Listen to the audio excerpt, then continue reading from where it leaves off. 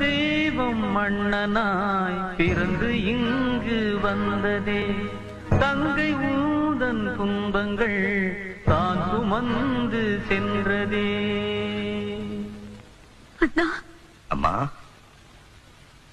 உன் பொட்டு பூவு தாலி இதெல்லாம் பறிச்ச பாவி நான் இல்லம்மா.